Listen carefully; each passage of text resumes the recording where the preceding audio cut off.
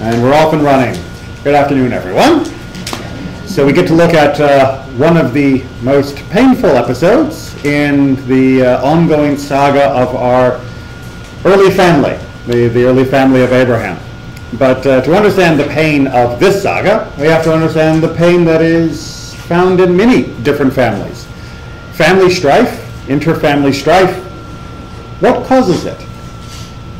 Why do families occasionally, not pointing fingers at anyone in the room, and not asking for necessarily personal confessions of experiences, but why are there problems within families? What are some of the sources of strife? What's that? Children. Yes, children can have problems. Or are you saying children can be the problems? Okay, so maybe we can act fertility, perhaps, if we're going to make that a little bit more diplomatic. No. What's that? Everything else would be fine, except there would be no family afterwards. It'd be a very quick cycle of generations. There's proximity and intensity. I mean, these are the people you are with the most, and you have the deepest feelings for. So you have more points of friction, that is to say a possible friction. Right. If I see someone every day, then I'm more likely to come into conflict with them because I see them every day. It's like the old statistics of, most traffic accidents happen within 2 miles of your home. That's not because you live in an especially dangerous area, because that would be for everyone. It's because you do most of your driving within 2 miles of your home. And so, of course, if that's where you're spending your time driving, that's where you're going to most likely have accidents. So we often have trouble with our family simply because they're the people we spend the most time with. And if we spent the most time with other people, like say at work, where some people do, we would probably find more points of friction and conflict at work, like some people do. And maybe when they come home to their family, when they only see them 30 minutes each day, they don't have enough time for problems. So there's more points of friction, and then there is the depth. Yeah. What? Yes. Yeah, that's right. I used to teach English. Not spelling per se. The depth of the relationship, which is, I really, really care and am intimately involved in the lives of the other people in my family. Whereas somebody walking down the sidewalk, I may not know them from Adam. And so there is less opportunity for the contact to create real strife. Simply because there's a shallowness in more peripheral relationships. I also think that there's a paradox in that you say and do things to members of your family that you wouldn't do to strangers. Because how do you know that? Oh, you didn't mean me personally. No, I didn't. But there's this familiar, there's this safety, there's this nobody's going to kick you out of the family, but hope. But you have to do an awful lot. It is possible. Before they'll kick you out of the family. Whereas you don't have that sense of I can say whatever I think. You filter more out in public than you do. Right, so the rules for private civility are often much less. Yes. That, if I'm, need to blow my nose, I would not hesitate to do that, in front of my family. But in other circumstances, I might be a little bit more circumspect and avoid doing so in front of strangers. You might think, why should strangers be spared your nose blowing and your family get to have it? It's simply a matter of, as you say, we're familiar, we're comfortable, we feel safe, and so we allow ourselves greater latitude in our behavior. And greater latitude can come with greater attitude. And then we're off to the races in our depth of relationship and more points of friction. Competition and rivalry. Competition and rivalry, which is the shorter word, so I'll use it. Rivalry for what? Who's smarter, who's taller, who's stronger. So So you can have straight up rivalry for superiority. Or mama's favorite. What's that? Or mama's favorite. Or for love and affection, whether it be from mother or father or from other members of the family. Any other things that can cause rivalry or competition within a... Look, money. Never heard of any siblings or family members falling out over who gets how much? Yeah, that maybe has been heard to have occurred occasionally throughout the annals of history. I'm sure not within recent history at all, because we've all evolved well beyond those concerns. But certainly, cash can also be a big source of rivalry and of friction. That's an awful lot to be getting on with. We have some of our deepest connections and most common points of friction. We are often behaving with our least guarded behavior, and we are fighting for things that are among the most intrinsic human needs, all in that same package called family. So, as we read through the story of Jacob and Esau, and Isaac and Rebekah for that matter as well, try not to judge them too harshly for what they do, and we can try to unpack why they do it, but understand that they are dealing with all of these issues as well, and they don't have the benefit of modern psychology and such. Okay, so we're not going to necessarily give a carte blanche. We're not going to give everybody a free pass in the stories of our ancestors, but try to understand a little bit more of the context of what they were going through, and that it is similar to us. It's just that theirs happened to be written down in a book that's holy and has been reread every year and re-examined in minutiae for 3,000 years. And I'm not sure any of us would like that being done to our lives. No, maybe we have some volunteers. Okay, so we are therefore in, by all this preliminary talk, Parashat Toldot, exactly, which means we're on page 146, which is chapter 25, and it begins at verse 19.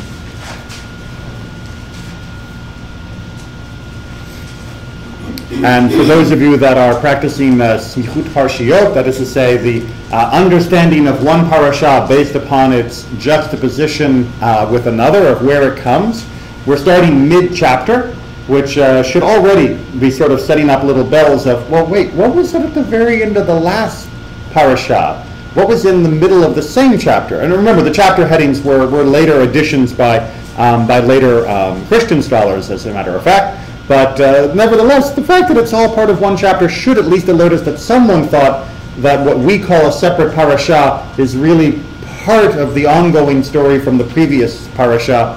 What was the previous parasha's end all about?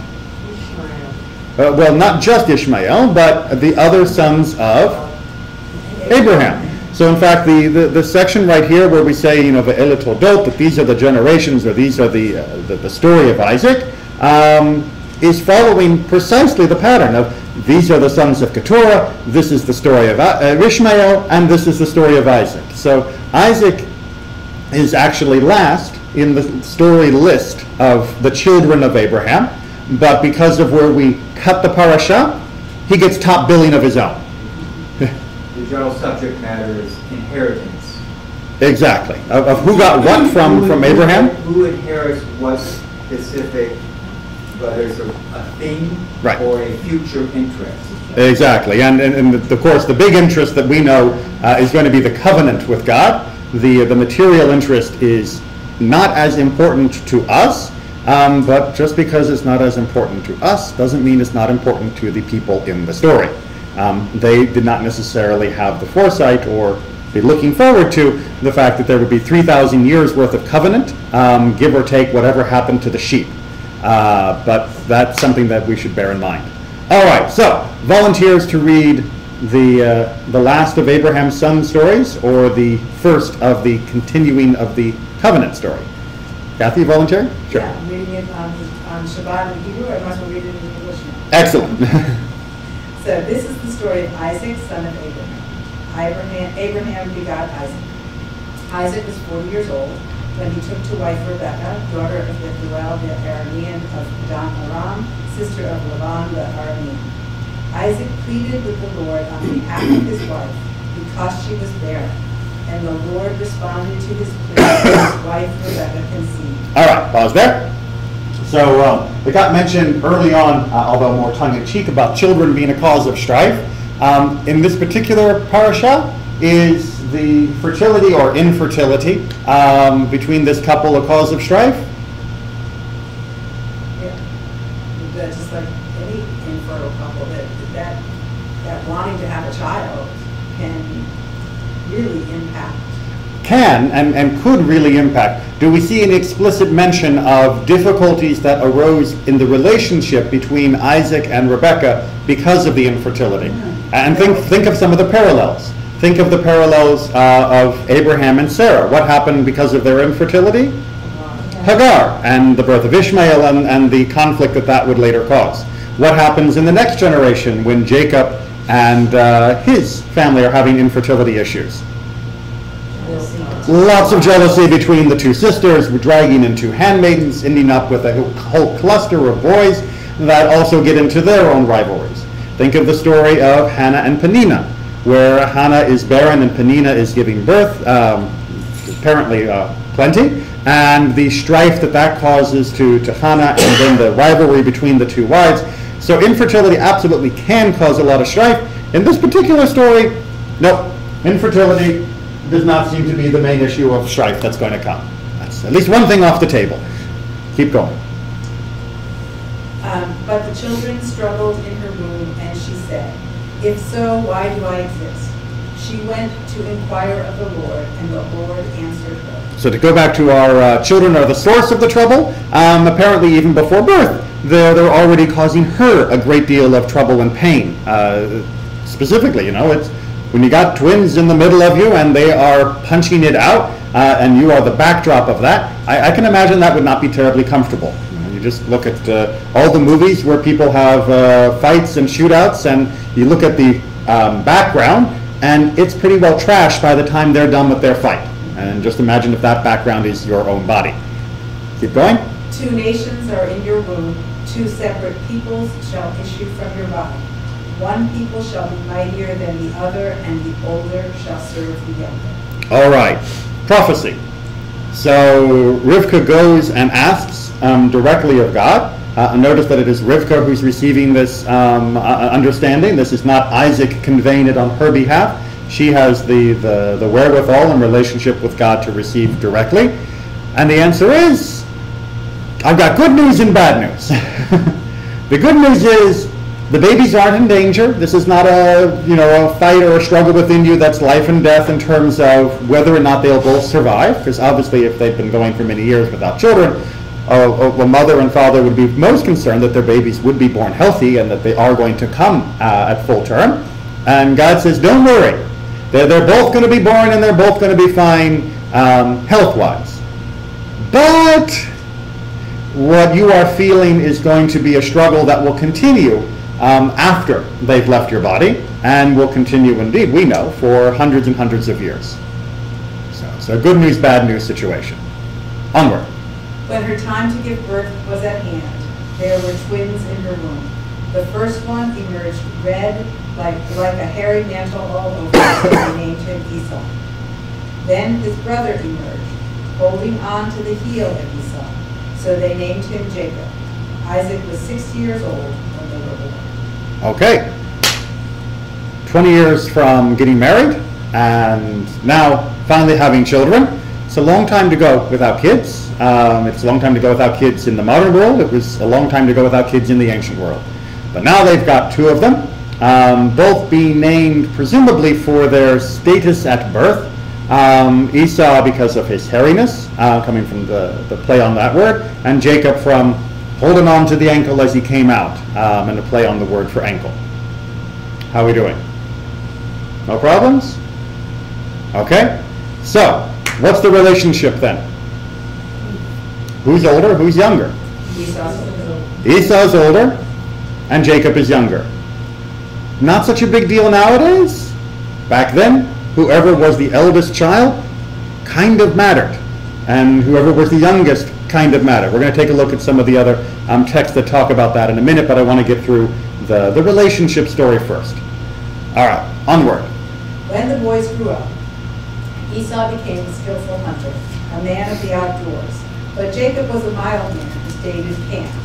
Isaac favored... Pause real briefly. So there are a number of references here that are obliterated by the translation. The translation's taking what translations need to do, which is taking complicated words or ambiguous words and render them into unambiguous other languages, English in this case. So for example, when it says that he was a mild man, the actual Hebrew word is ish tam. Now ish tam can mean innocent, it can mean perfect, it can mean uninteresting. So we're going to have to try and unpack that. They've already taken it to be mild, but that's a choice. I have a translation that says quiet. Quiet if they like. It actually has nothing to do literally with the ability to generate sound. It's more mild manner.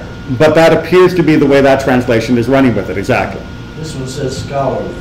And scholarly is based upon a midrash of the rabbis that said that whereas Esau went out to the fields, that Jacob was in the camp, taking off that word of ohalim, which is not actually camp but tents. And they say, what would be the ohel that Jacob would go to? Well, he must have been going to yeshiva. He must have been studying the Beit HaMidrash. And so that's where they take them to say, it must have been that he was scholarly. That must be what that word means. But the ambiguity of what kind of person was he is going to be important for understanding how their relationship plays out. Because after all, if he was a mild-mannered man, then what comes later can be understood in a different way. If he was a scholarly man, then what comes later can be understood in different ways. And if he was just somebody who was innocent, then it can be understood in different ways. Similarly, how we understand what it means that Esau was Ish Yodea Tza'id, that he was a man that knew hunting, will often impact how we'll understand his character, as opposed to just simply saying skillful hunter. Make sense? So it's one of the reasons why translations can be helpful, but they don't always solve all the problems. They sometimes just paper over them. All right, so who'd like to continue reading? I mean, we have to leave it seems. Yes. Isaac favored Esau because he had a taste for game, but Rebekah favored Jacob. All right, so what do we got here in terms of our family strife chart? We have favorites separated by gender, or in this case, mom like one and dad like the other. Mom like one, dad like the other, which would seem to probably create a little affection or love rivalry. I mean, would any child like to know that their parent favored the other one? I mean, is that ever going to create happiness and harmony? I mean, you could say, well, look, it's balanced. One has one and one has the other favorite, so they both should be happy. Esau and Jacob should both be happy because they each get favored by one parent. Isn't that fair? Is anyone actually happy with that situation? Esau probably resents the fact that his mother doesn't give him her affection, and I'm sure that Jacob is probably not entirely pleased that their father doesn't give him his affection. So, lack of parental wisdom, even to show that they favored one over the other. well, which leads us to the question, why have favorites? Why have favorites at all? As we're going to see, there's a reason why the law will favor the eldest when it comes to inheritance, and perhaps in other ways as well. But why should the parent favor one over the other? Indeed, what reasons are given in the text? Dad like meat. Dad liked meat. Dad liked meat. I mean, really? Dad liked meat? I mean, is that really how you win the affection of a father? Give me good barbecue and you can be my favorite? Was it said a way to a man's heart is through his stomach? Yeah. Well, a way to a man's heart is through his stomach, but wait a minute. I mean, we know, and we're not going to get a chance to read it today, but we know from having read through the Torah many, many times over the course of our life, that what happens when it comes for the blessing later on, when Jacob does his little impersonation of Esau? What does he bring with him? Meat, stew, right? That's prepared the way Isaac likes it. That is similar to the way that Esau would have prepared it. So apparently Jacob and Rebekah both are capable of providing meat. It's not like the only meat is coming from Esau. So why should this be a matter of love? I mean, if he can get meat that tastes just as good or good enough that he's still willing to give his blessing off the taste to the other son that's prepared from what was in the flocks, why should he care that one son is actually good at hunting as well? I think it's probably, as I say, it's a gender thing that a male might be respectful of a macho type. He's a man's man. That's right. That he respects his son not just because he puts meat on the plate, but because he represents strength and he represents providing for the household, and self-reliance and independence and things that perhaps Isaac himself lacked.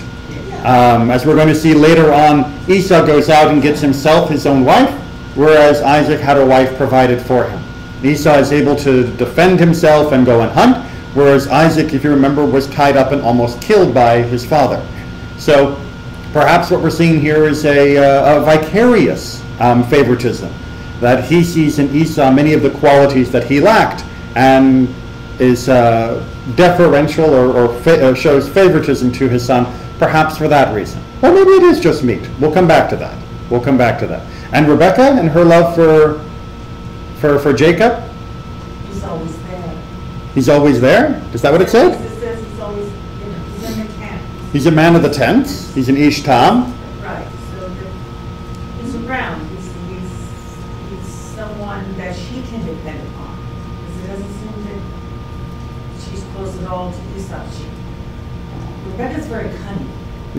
Rebecca is very clever. The cunning has such a negative connotation in English. We don't want to saddle ourselves with that pejorative just yet. But the text itself doesn't give a reason for her favoritism. Right. Unlike for Isaac, where it says because of the game, the game meat, it doesn't say anything. It just says that Rivkah loves Jacob. And it leaves it only at that. And we can speculate that perhaps it's because he is an Ish Tam, perhaps it's because he's a man of the camp, which presumably would put him closer to his mother physically. But as we already talked about, being around more often can sometimes create more friction. Maybe she would have gotten fed up with Jacob always being underfoot. Why don't you go out and do something instead of sitting around the tent all day? I've heard of parents saying that to their kids. What are you sitting around playing video games or whatever the equivalent is with sheep for entertainment? Go out and do something. That could have been a problem. On the other hand, perhaps Rivkah is showing favoritism for other reasons, which we can discuss as we go. All right, so let's get down to the famous scene. Who's, Barbara, you were reading. Once when Jacob was cooking a stew, Esau came in from the open famished. And Esau said to Jacob, "Give me some of that red stuff to gulp down, for I am famished," which is why he was named Edom. Jacob said, "First sell me your birthright." And Esau said, "I am at the point of death, so of what use is my birthright to me?"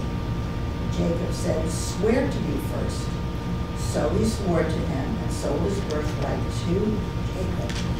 Jacob then gave Esau bread and lentil stew. He ate and drank, and he rose and went away. Thus did Esau spurn the birthright. All right, so first of all, a couple things that need to be clarified because the JPS translation obliterates them. One is that when Esau comes in, he repeats, "Give me some of that red stuff." It's a very coarse way of talking. It's a very hurried or rushed way of talking.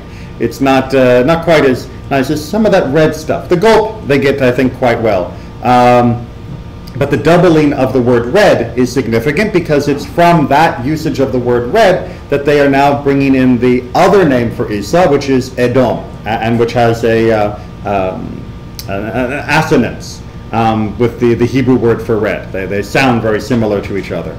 The word that is being used here for first, we're saying first sell me this and swear to me first and all of that, is not actually the Hebrew word first.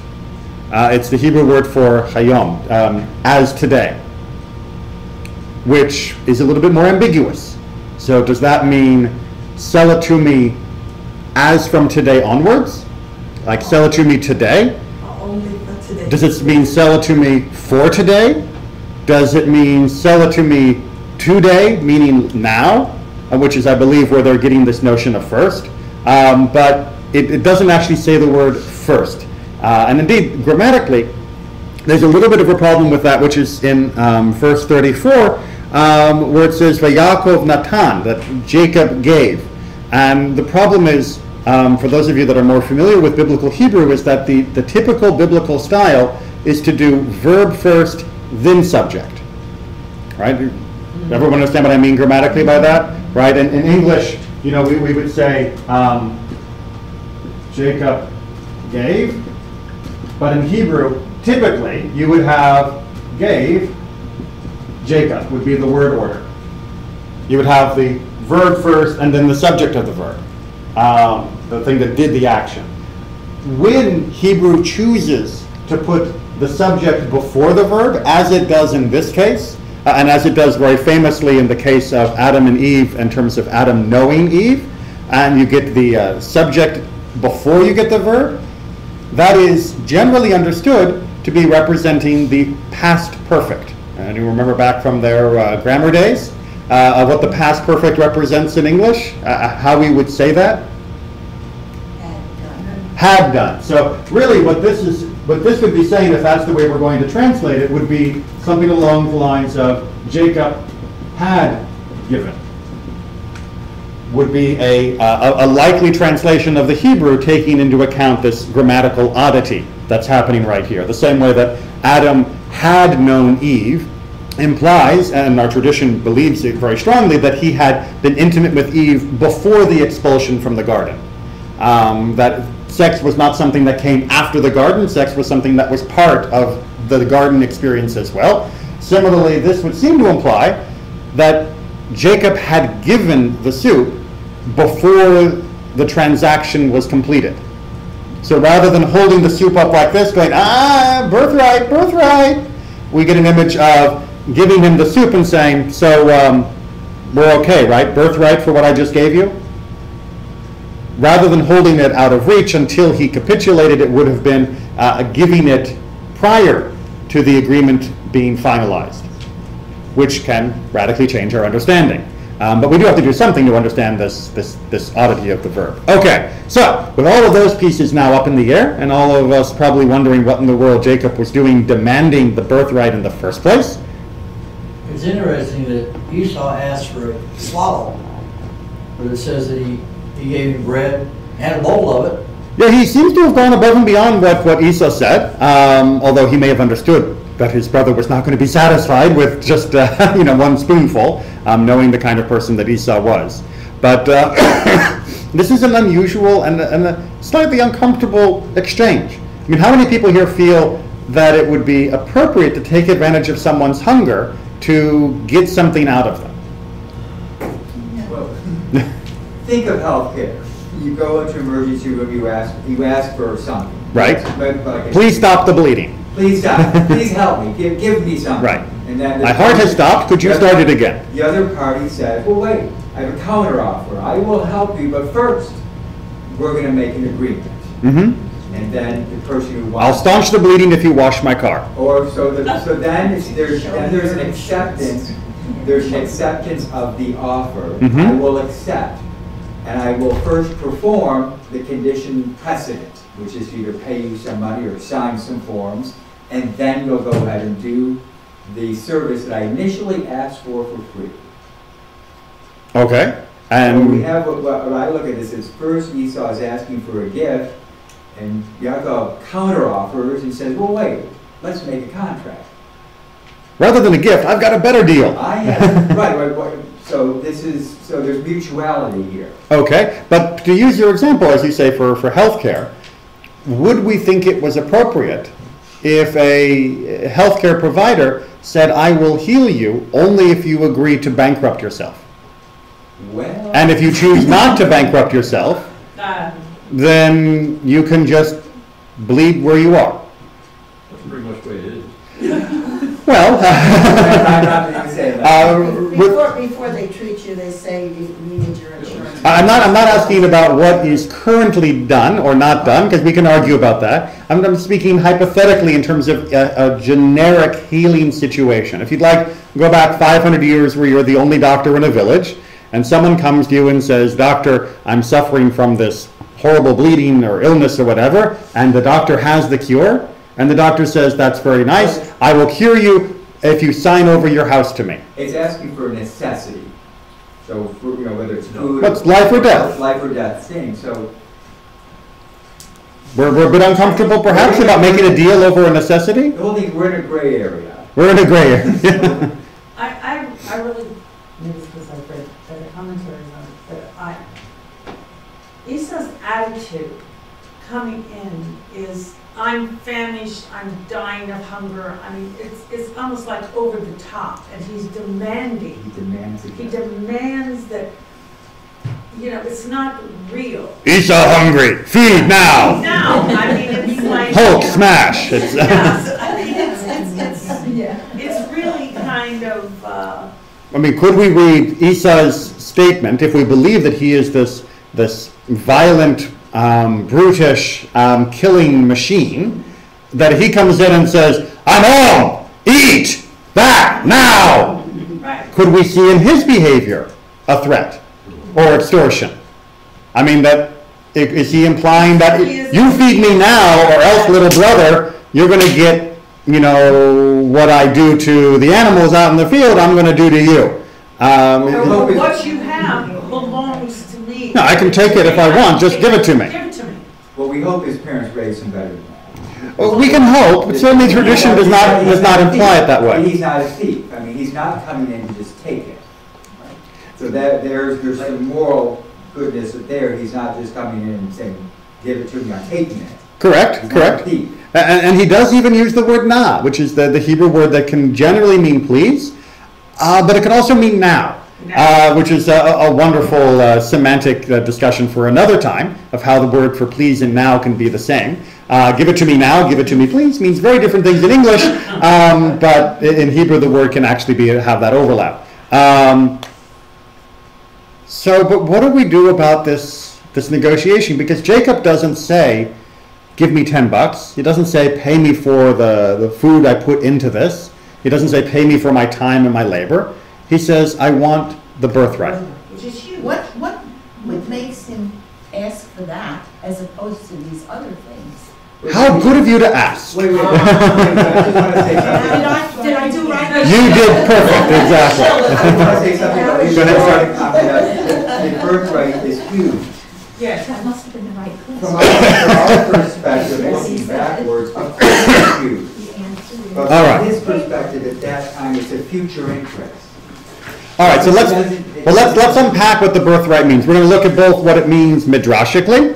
We're going to look at what it means in terms of the midrash of what they were arguing about, or at least one of the midrashim. And we're also going to look at what it meant in more literal or plain sense. Barbara, you got one there. There we go. In terms of what it means in a plain sense or in a more superficial reading. All right, so Edie, since you asked the question, would you like to read one of the answers? Sure, Rabbi. Since the sacrificial service was performed by the firstborn, Jacob said, What? This Hold on a second. All right, wait. The sacrificial service performed by the firstborn, what are we talking about here? Well, we're talking about the actual sacrificial service that would later be explained throughout the Torah, was presumed by the Hachamim, by the sages, to have also been conducted by their ancestors, by Abraham, Isaac, and Jacob. That they too offered up sacrifices, we know they did, but that there was an assumption that those sacrifices would be offered, that the person who would function as the Kohen in those generations would be the firstborn, that the firstborn would have the right to be the person who actually did the officiating at the sacrifices in the pre-Torah times. Okay, so we understand what the Midrash is laying out here, that there was a sacrificial service, and that sacrifice, the priest, the Kohen, would be the firstborn of the family. That would be the firstborn's job. And this is in the time before the Torah was actually given. This wicked man does not deserve to sacrifice to the Holy One, blessed be he. All right, so why did Jacob pick the birthright to try and get out of Esau at this moment?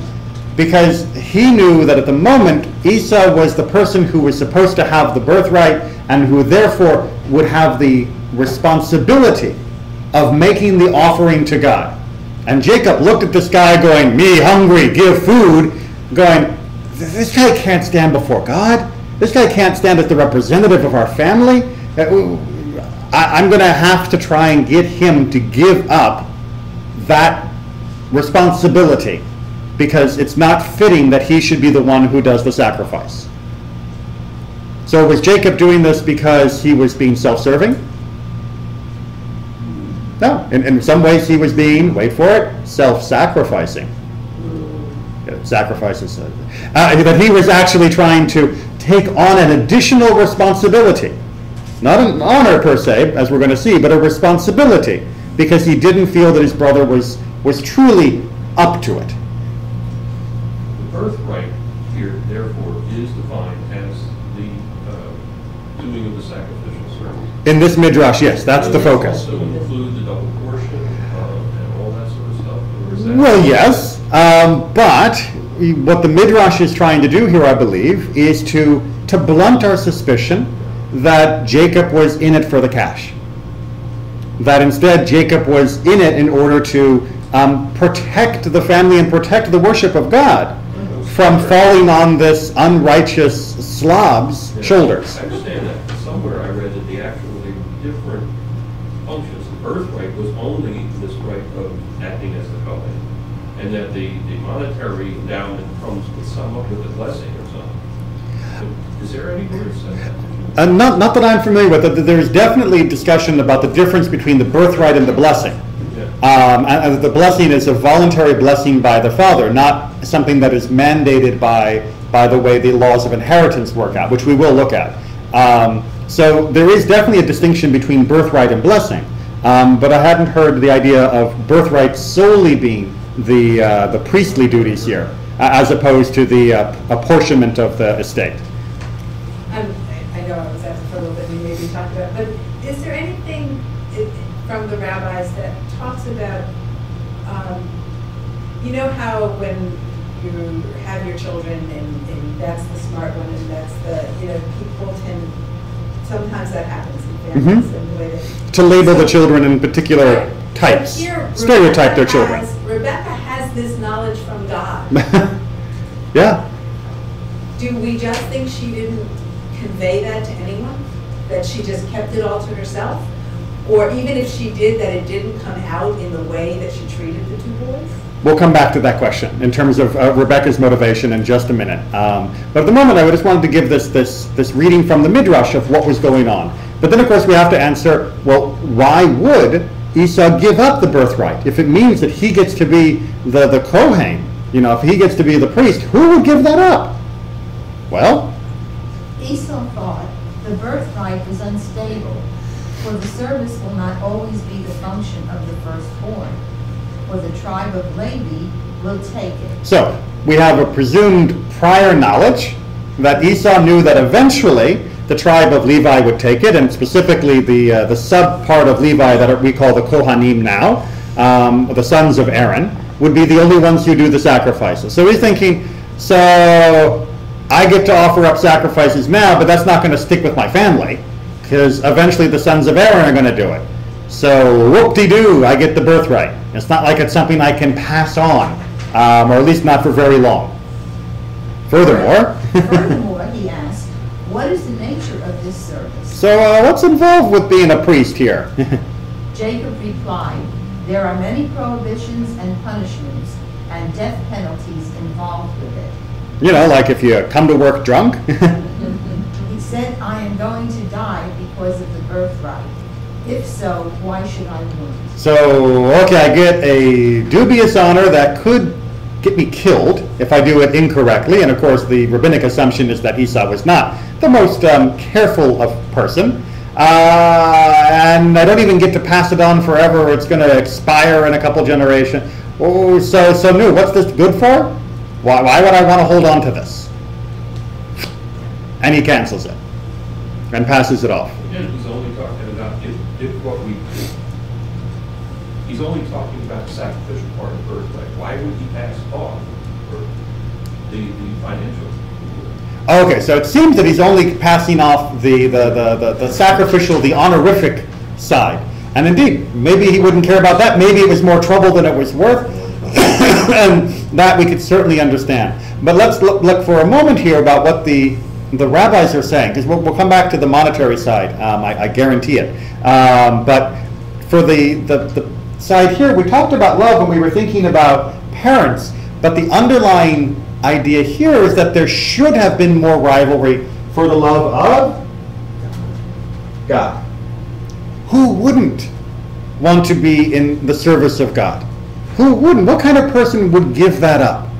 And the rabbis are reading that back into the statement of Esau, that by Esau giving up his birthright, he wasn't just spurning material wealth, which we'll talk about, but he was also spurning a particular connection to God, because indeed that should have been the primary concern.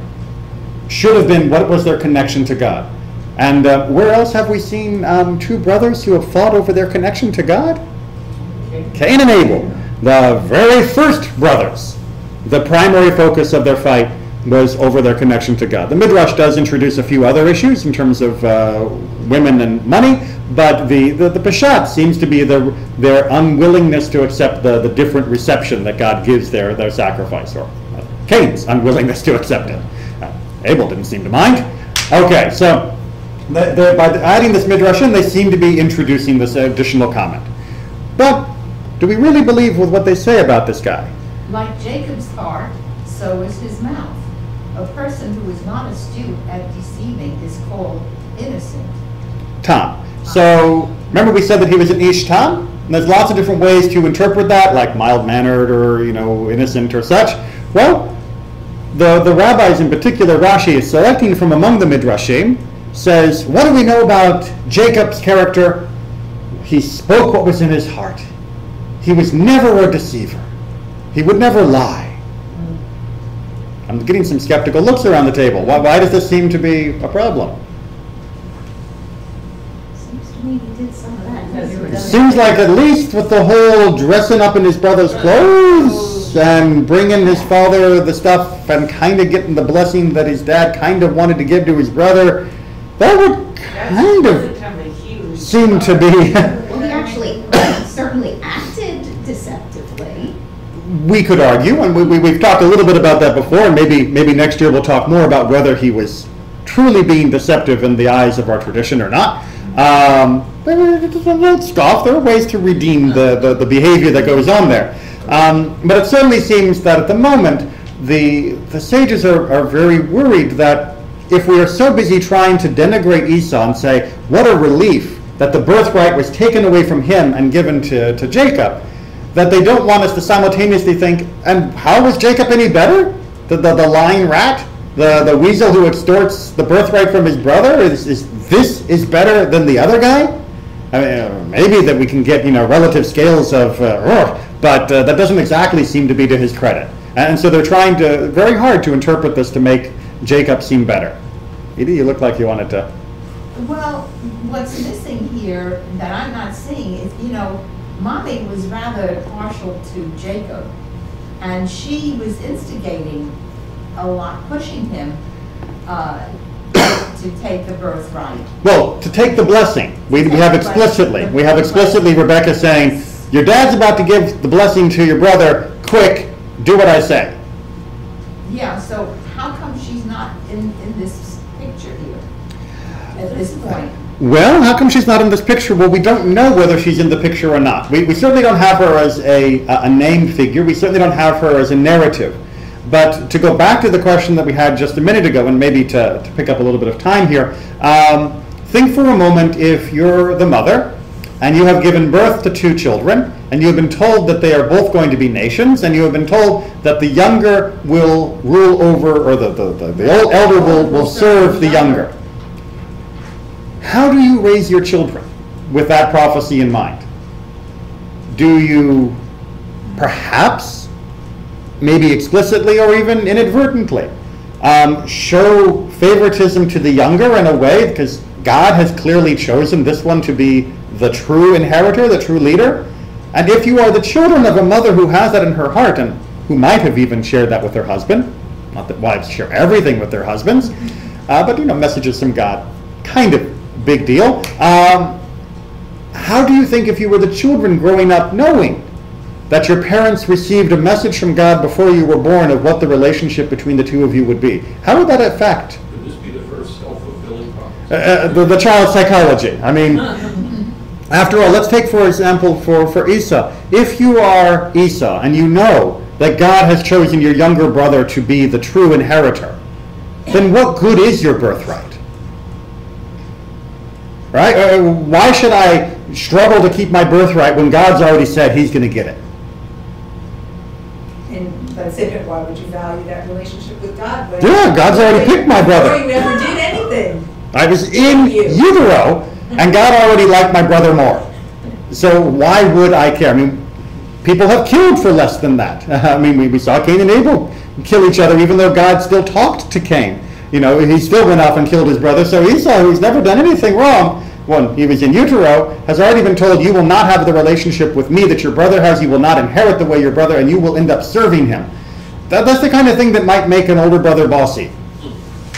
That might make him come in and say, feed me. And I'll show you what I think of that prophecy. You're going to serve me that food.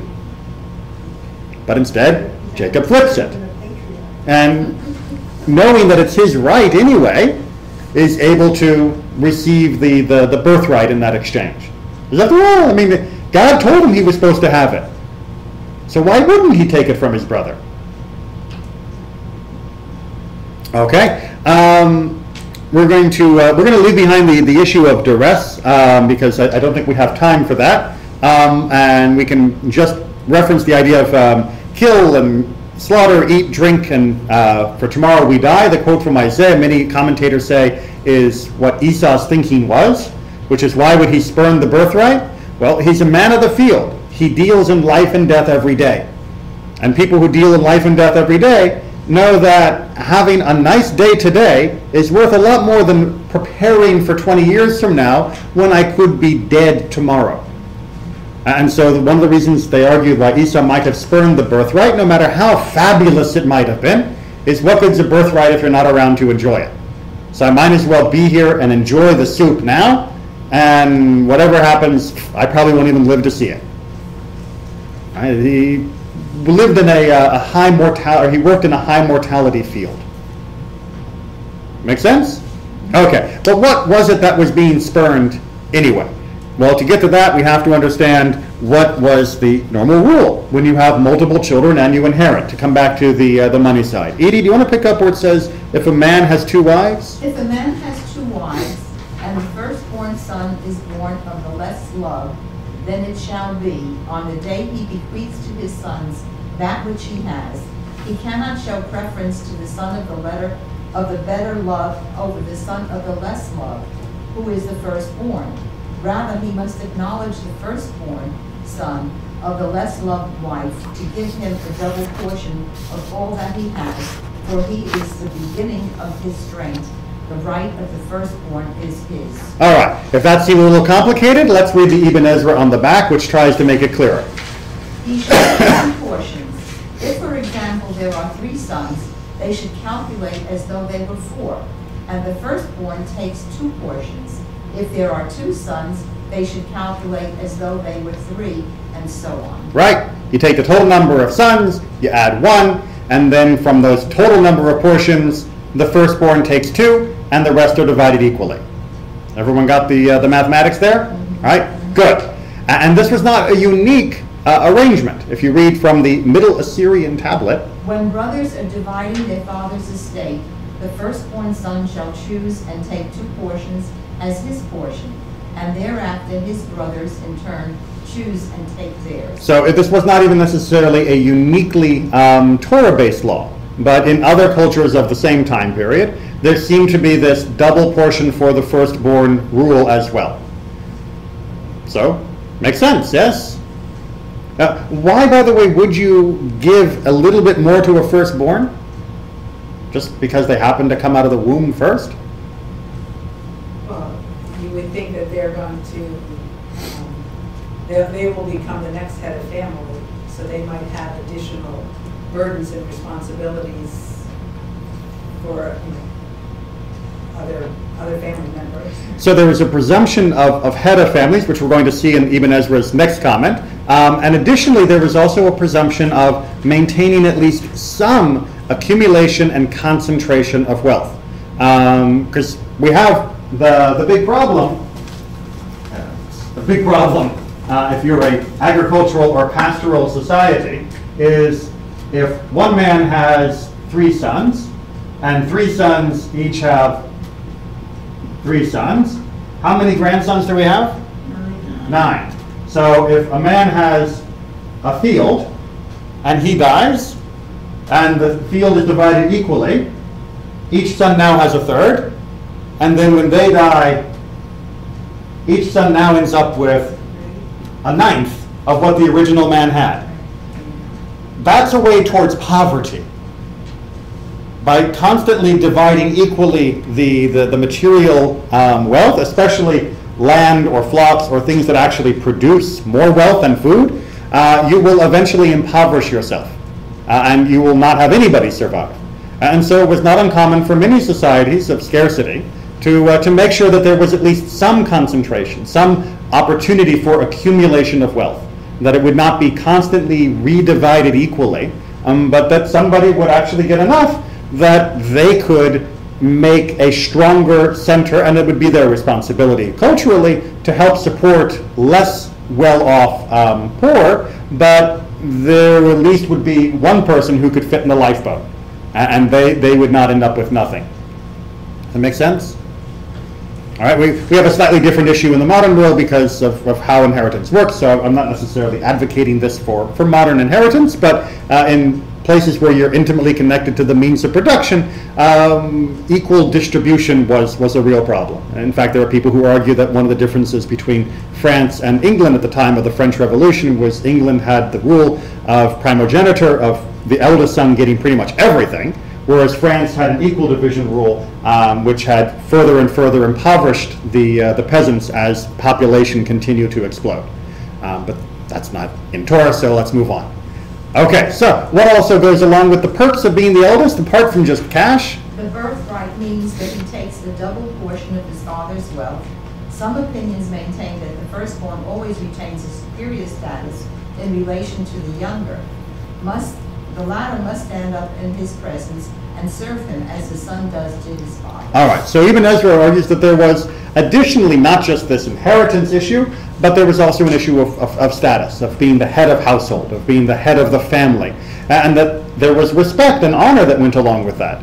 And obviously, if we think that Esau was inferior to Jacob, we would understand then why Jacob needed to be the one who got the proper positioning. God said so.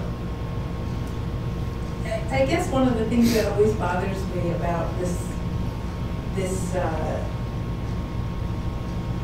focus on the birthright is, from the point of view of the rabbis looking back, over and over, this is the story. It's Isaac, not Ishmael, who was born. It's Jacob, not Esau. It's Joseph, and not then the rest later on Judah, not Reuven. So, and it's Moses, not Aaron. So I don't know why. And David, not his brothers. Right. Right. And Solomon, not, we go on and on and on.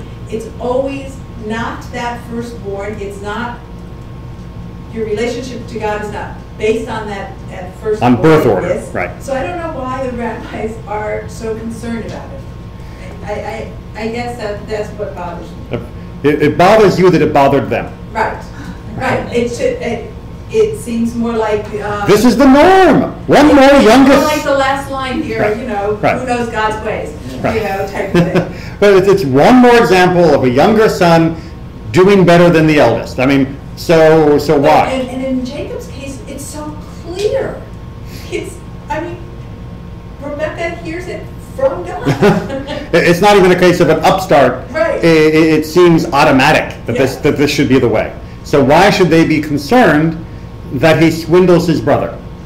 Why would he say swindle? Well, but that's the problem. That's the problem, is that on the surface, and perhaps even with some investigation, we should feel uncomfortable with the way Jacob treats his brother. God's prophecy notwithstanding, the fact that this is the pattern of Tanakh notwithstanding, I think the rabbis are uncomfortable with what Jacob does. And they would not want that to be imitated in the families of their own communities. But I mean, if Isaac knew the prophecy, which I think he was probably told, why would he then want to give the birthright to Esau in the first place? because he was supposed to. But he knew that what he was supposed to do was what God told him. God said, don't worry about it. This is what's going to happen. God didn't tell him to do. No. God told him what would happen. So there's a difference, right? If God says that you will be a great nation and people will come and serve you, does that mean you should go out and take slaves? People have argued that, but it's not actually explicit within the prophecy. The prophecy can be you will have the wealth of nations. That doesn't give you permission to steal. And I think that's what the rabbis are uncomfortable with here, is that Jacob, yes, is fulfilling the prophecy, but he is choosing to do it in his own rather, and pardon the expression because it's how it appears, and I think there's some way of saving it, but it's how it appears, in a rather conniving fashion. And I think the rabbis are very uncomfortable with how that appears, even if it is fulfilling what God wanted.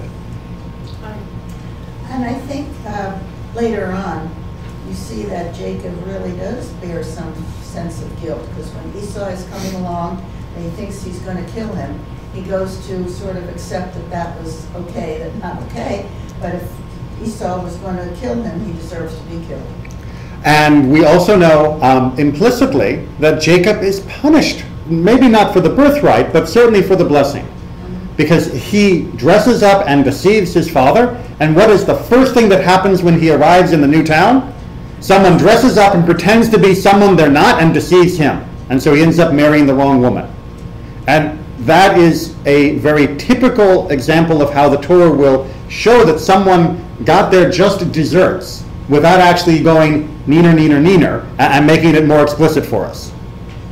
I also think that, I see the rabbis struggling with this, but I also think that when, they did this portrait of Esau as this guy who's out hunting and doing this. Hulk smash, yeah. Right.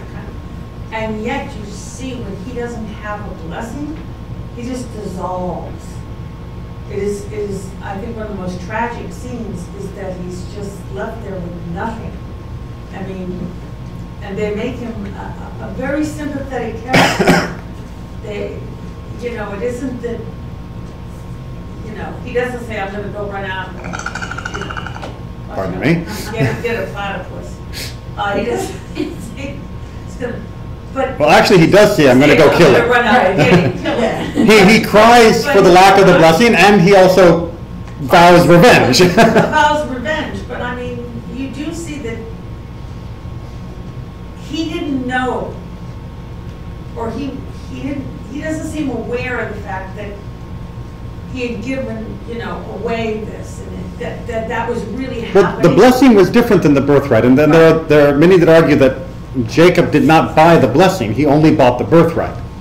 Right. That's. And so, therefore, his taking of the blessing was what really pained Esau, because that truly was theft in Esau's eyes. The inheritance, he'd already sold that, fine, whatever. He never expected to live that long. But the blessing, that is something that appears to have been actually stolen. And it's from his father, who he knows loves him. Well, he knows his mom doesn't. Yeah. Do any of the rabbis ever talk about what Isaac's experience on Mount Moriah did in terms of coloring what he thinks?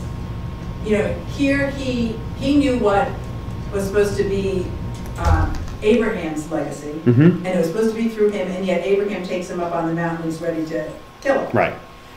Pretty indelible type, and it doesn't happen. So does he almost, do the rabbis think that he almost has this idea that it doesn't matter what I do, because whatever God wants, that's what's going to happen? I mean, look at me, I was almost sacrificed.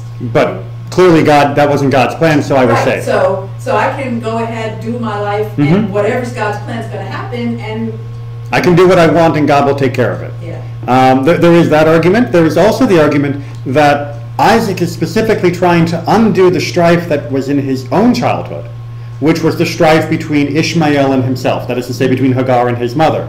So Isaac would say, according to strict law, the unloved mother was Hagar. And I see what happened to my family when my mother forced my father to favor the loved son over the unloved. And I don't care what prophecy has been given. I'm not going to bring that same pain to my family. Firstborn by God, firstborn is going to get my love, is going to get my inheritance. I'm doing what I should be doing, what my dad should have done, even though it would have hurt me. I'm doing what I should do, following the law, which is to give the portion to the unloved son. And God thwarts him. Or Rebecca thwarts him, depending upon how you look at it. But certainly God's prophecy said it was going to be thwarted. Okay, so there's lots of different ways to look at this, and hopefully lots of different ways that we can reflect upon our own behavior. But I want to just end with one very fascinating comment by Ibn Ezra that is categorically rejected by almost all the other commentators. But I really think it's worth salvaging something from, because it gives us some very interesting insights, and in some ways helps us rehabilitate Jacob and helps us understand Esau's perspective a little bit better. All right, so who'd like to read our last? Barbara, did you want to? You were temporarily reading. Would you like to kick back in? Sure. He considered his birthright worthless because he saw that his father wasn't rich. All right, so let's make sure we got that massive statement out of the way. Why did Esau not care about selling his birthright for soup? Because his dad was poor. You don't squabble over an inheritance when there's nothing to inherit. Now, what's the problem with saying that his dad was poor? Abraham was rich. Okay, we just found out in the previous half of this chapter that when Abraham died, that he gave gifts to the other kids, but who got the inheritance? Isaac got everything. So how do we make Isaac into a pauper in order to understand Esau's rejection of the value of the birthright? So he's made Esau a much more human and materialistic person by saying, what do I care about my birthright? It's like, what, 4 pennies? How do we reconcile that with the fact that in just a few verses ahead of us, or behind us, we know that Isaac inherited all the massive wealth that Abraham had received? And Ibn Ezra is going to try and prove it for us. Now, many are confounded by this, for Abraham left Yitzhak a lot of money, and as if they never saw in their lives someone who was wealthy in his youth and came to poverty in his old age. Beautiful line, right? It's like, so all of those people that are surprised that Isaac might be poor, you've never met someone who grew up well-to-do that by the time they passed away had lost it all? Really? Never has such a thing ever happened. It's like, well, this happens all the time. Why should you be shocked that Isaac would eventually become poor? Well, we know why we're still shocked, because what about God's blessings? What about God's covenant? Doesn't that come with a certain monetary value? And the proof of this is that Isaac loved Esau because of his want. If there had been a lot of food in the home, why would he have sold his birthright for stew?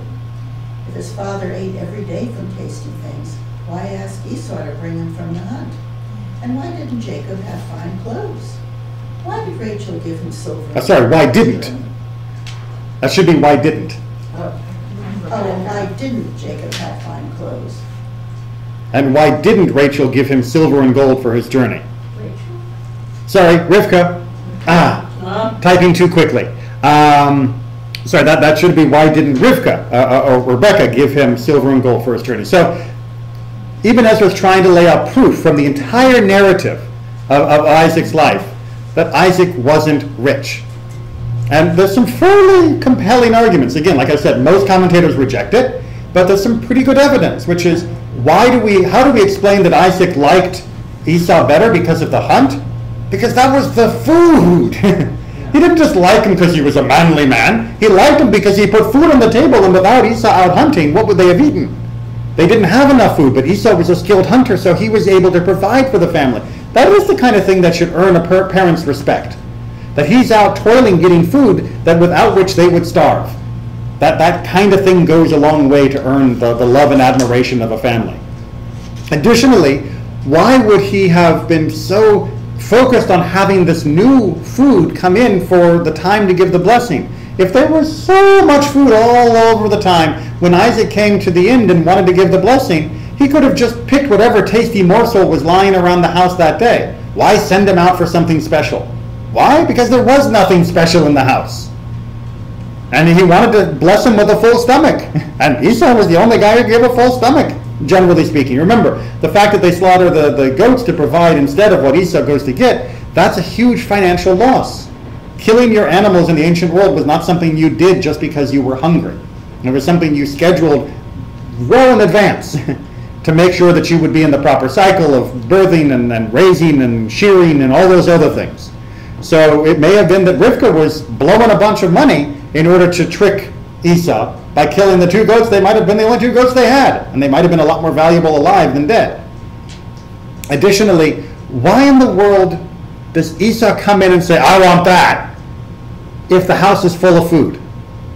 But if he comes back from a hunt, and he was the primary hunter that was putting food on the table, and he comes back in empty-handed, and there is food there, and that's the only food in the house because he didn't bring any, then maybe we can understand that if he doesn't get some of that stew, he's going to go hungry for who knows how long. So perhaps they were talking about Isaac as poor. And then, if that's the case, when Esau says, what do I care about the birthright? What's he rejecting? Not much. No. He's rejecting God.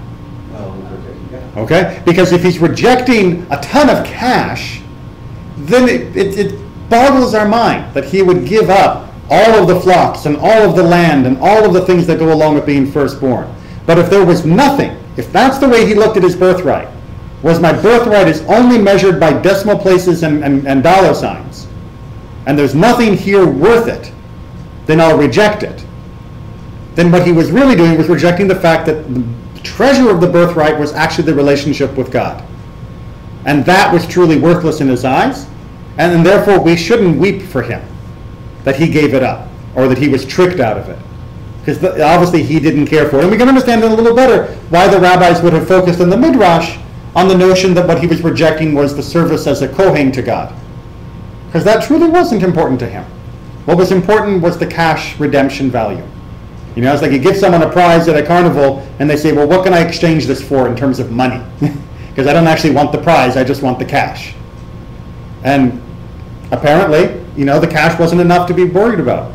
So fine, you keep God, I'll keep the stew. And to finish it off, If you wonder how a righteous man could be poor, you could also ask how God had taken the sight from Isaac's eyes. The ways of God are deep, and we lack the strength to understand. so if you're going to say, but wait a minute, how could Isaac, a righteous man, ever become poor? Well, duh. We see righteous people who end up poor all the time. And if you're going to be bewildered by that, why shouldn't you be bewildered by the fact that God let him go blind? I mean, aren't righteous people always supposed to be sighted and full of health and vigor? Well, no. That's not necessarily part of the promise. And we shouldn't be surprised, because even as we're saying, I look around my world and I see plenty of righteous people, and they don't often have enough to eat, and they're not always in the best of health. So either I have to believe they're not righteous, or I believe that being righteous doesn't come with guarantee of wealth and health. And if it doesn't come with a guarantee of wealth and health to us, why should it come with a guarantee to Isaac?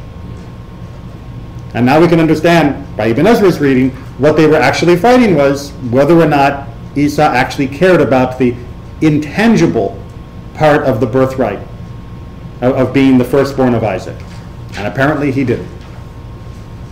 All right, that's all the time we have for today. And everyone keep studying, take care, and see you on Shabbat, if not sooner.